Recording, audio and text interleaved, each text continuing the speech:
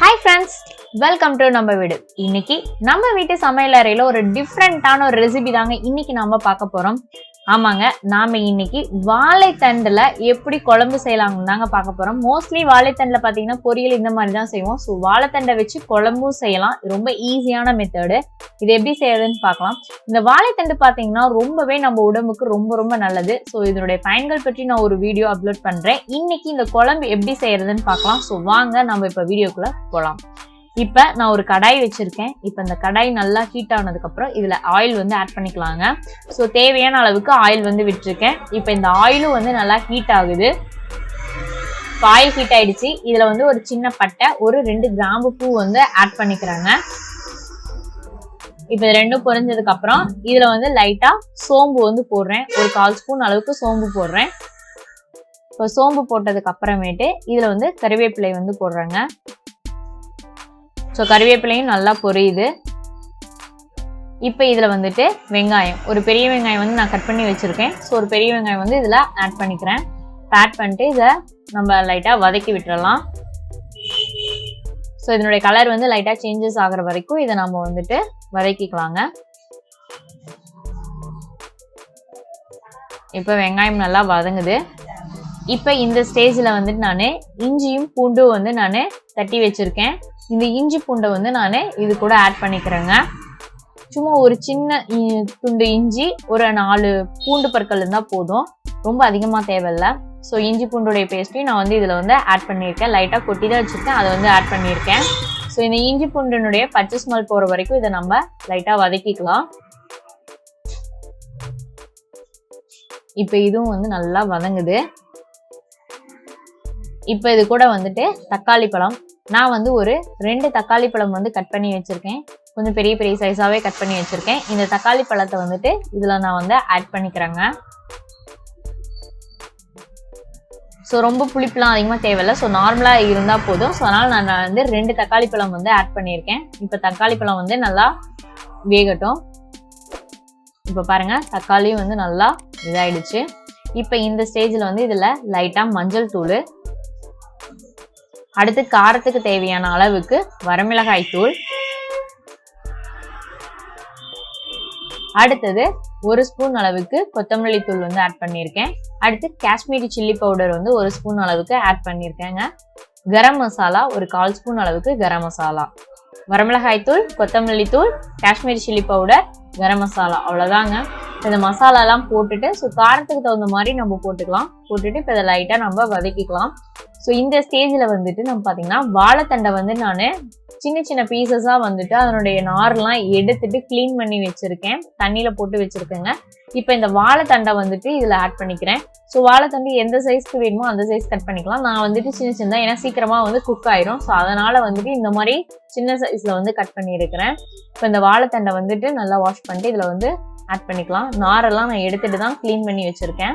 இப்போ இந்த வாழைத்தண்டும் நம்ம வந்துட்டு இதில் போட்டுட்டோம். இப்போ இதை வந்து ஒன்னோட ஒன்று இந்த மசாலா எல்லாமே வந்துட்டு ஒன்னோட ஒன்று நல்லா மிக்ஸ் ஆகிற அளவுக்கு நல்லா வதக்கிக்கலாம். இப்போ பாருங்க, நல்லா ஒன்னோட ஒன்று வதக்குறேன். ஸோ இதுக்கு தேவையான அளவுக்கு உப்பு வந்து ஆட் பண்ணிக்கிறேங்க. ஸோ குழம்புக்கு தேவையான அளவுக்கு நம்ம உப்பும் வந்து ஆட் பண்ணிக்கலாம். உப்பு ஆட் பண்ணிட்டு இதை லைட்டாக வதக்கி விடுறேன். இப்போ இந்த காய் வந்து வேகணும் இல்லையா? ஸோ அதனால இந்த வாழைத்தண்டு வேகணுங்கிறதுக்காக நான் வந்து வாட்டர் வந்து ஆட் பண்ணிக்கிறேன். சும்மா ஒரு சொம்பு அளவுக்கு நான் வந்துட்டு தண்ணி வந்து ஆட் பண்ணிக்கிறேங்க. காய் வந்து நல்லா மூழ்கிற அளவுக்கு தண்ணி இருந்துச்சு அப்படின்னா சீக்கிரமா வெந்துடும். ஸோ அதனால நான் அந்த அளவுக்கு வந்துட்டு தண்ணி வந்து ஆட் பண்ணிக்கிறேன். ஸோ நம்ம பட்டை, கிராம்பு, இஞ்சி பூண்டு இதெல்லாம் போடுறதுனால டேஸ்ட் வந்து ரொம்பவே நல்லா இருக்குங்க. இது வந்து ஒரு கறி குழம்புடைய டேஸ்ட், அந்த மாதிரி டேஸ்ட் வந்து இது கொடுக்கும். ஸோ ரொம்ப ஈஸியான மெத்தடு தான். ஸோ வாழைத்தண்டில் வந்து நம்ம பொரியல் இந்த மாதிரி தான் அதிகமாக செய்வோம். ஸோ குழம்பும் இந்த மாதிரி வந்து நம்ம செய்யலாம். ரொம்பவே நல்லா இருக்கும். இப்போ இதை வந்து நான் மூடி வச்சுருக்கேன். ஒரு 10 மினிட்ஸ் ஆகட்டும், நல்லா கொதிக்கட்டுங்க. காய் வெந்துருச்சு அப்படின்னா அதுக்கப்புறமேட்டு நம்ம வந்து தேங்காய் இந்த மாதிரி ஆட் பண்ணிக்கலாம் இது கூட.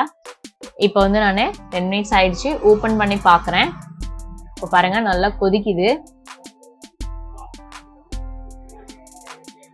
இப்போ பாருங்க, தண்ணி வந்து போகிறது கொஞ்சம் இதாக இருக்கு. ஸோ நல்லா வந்துட்டு கொதிக்குது. இப்போ இந்த ஸ்டேஜில் வந்துட்டு இந்த வாழைத்தண்டு மட்டும் வெந்துருச்சான்னு மட்டும் நம்ம செக் பண்ணிக்கலாம். ஸோ வாழைத்தண்டும் வந்து நல்லா வெந்துருச்சு. ஸோ இன்னும் கொஞ்சம் அந்த தண்ணி வந்து லைட்டாக சுண்டுற வரைக்கும் நம்ம வந்து இது பண்ணலாங்க. இப்போ பாருங்க, இது கூட நான் வந்து என்ன பண்ண போறேன்னா கொஞ்சமாக தேங்காய், 1/4 தேங்காய், 1 ஸ்பூன் அளவுக்கு பொட்டுக்கடல, ஒரு பட்டை, ஒரு 3 கிராம்பு, ஒரு 1/4 ஸ்பூன் அளவுக்கு சோம்பு இதையெல்லாம் போட்டுட்டு நான் மிக்சியில் அரைச்சி எடுத்துக்க போகிறேங்க. ஸோ 1/4 மூடி தேங்காய் அளவுக்கு இருந்துச்சுன்னா போதும், ரொம்ப அதிகமாக தேவையில்லை. ஸோ இதை நல்லா பேஸ்ட் மாதிரி நம்ம அரைச்சி எடுத்துக்கலாம். இப்போ பாருங்கள், வாழைத்தண்டு வந்து வெந்துருச்சு. இந்த ஓரத்தில் பாருங்கள், ஆயில் எல்லாமே வந்து ஓரத்தில் கட்டி நிற்குது. ஸோ வந்து வாழைத்தண்டு நமக்கு வெந்துருச்சு. இப்போ இந்த அரைச்சம் பார்த்தீங்களா தேங்காய் பேஸ்ட்டு, அந்த பேஸ்ட்டை வந்து இது கூட நம்ம ஆட் பண்ணிக்கலாம். இப்போ ஆட் பண்ணிட்டு ஸோ இது குழம்புக்கு தேவையான அளவுக்கு தண்ணீரும் நம்ம வந்து இதில் ஆட் பண்ணிக்கலாம். இப்போ இதுவும் ஆட் பண்ணியாச்சு. இப்போ இதை வந்துட்டு நல்லா நம்ம கிளறி விடலாங்க. ஸோ இப்போ இந்த தேங்காய் ஊற்றிருக்கோம் இல்லையா, இந்த தேங்காய் வந்து நல்லா கொதிச்சிச்சு அப்படின்னா போதும், நம்மளுடைய குழம்பு வந்து ரெடி ஆயிரும். இப்போ பாருங்கள், நான் வந்துட்டு ஒன்னோட ஒன்று நல்லா மிக்ஸ் ஆகிற வரைக்கும் நல்லா கிளறி விட்டுடலாம். ஸோ இந்த தேங்காவுடைய பச்சை ஸ்மெல் போகிற வரைக்கும் நல்லா கொதிக்கட்டும். கொதிச்சிச்சு அப்படின்னா குழம்பு வந்து நல்லா கெட்டியாக வரும். ஸோ நமக்கு வந்து ரெடி ஆயிரும் குழம்பு. இப்போ பாருங்கள், கொதிக்க ஆரம்பிக்குது. ஸோ இது ஒரு 5 மினிட்ஸ் ஆகட்டும், அது வரைக்கும் இது அப்படியே இருக்கட்டுங்க. ஸோ ரொம்ப ஈஸியான மெத்தட் தான். ஸோ ரொம்ப ஈஸியாக நம்ம இதை வந்து செய்யலாம், ரொம்ப நல்லாயிருக்கும். நீங்களும் இதை ட்ரை பண்ணி பாருங்கள், உங்களுக்கு இது ரொம்பவே பிடிக்கும்.